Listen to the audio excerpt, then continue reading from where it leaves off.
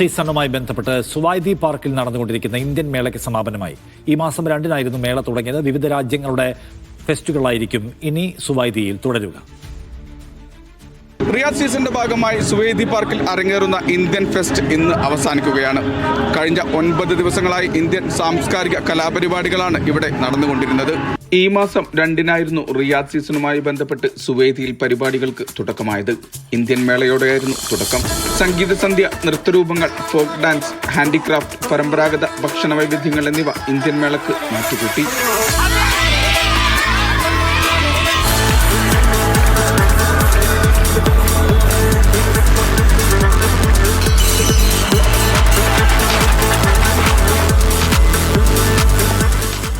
Tonight is our last night ending the Indian Culture Week at Suwaidi Park, part of our Global Harmony program. We will be celebrating 13 different cultures, part of this beautiful 49 days experience.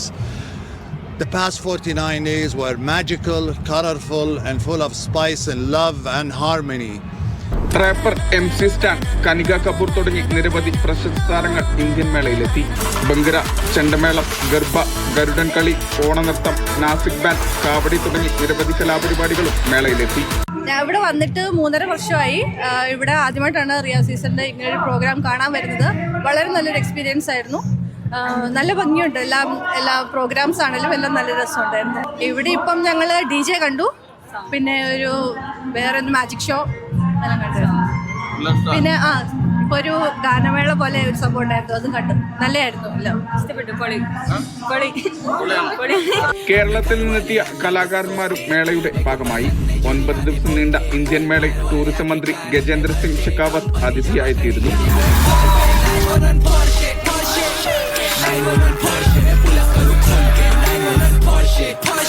വരും ദിവസങ്ങളിൽ Bangladesh, Egypt, Pakistan, Indonesia, Philippines, Uganda, Ethiopia, Sudan, Africa എന്നീ രാജ്യങ്ങളുടെ ഫെസ്റ്റുകൾ തുടരും. ഫലസ്തീൻ, Yemen, Iran എന്നീ രാജ്യങ്ങളുടെ മേളകൾ ഇത്തവണത്തെ റിയാദ് സീസണിൽ കൂടുതൽ ശ്രദ്ധേയമാകും.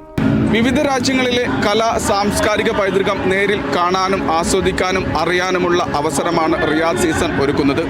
റിയാദിൽ നിന്നും വിശാൽ ചെർപ്പുളശ്ശേരി, മീഡിയ 1.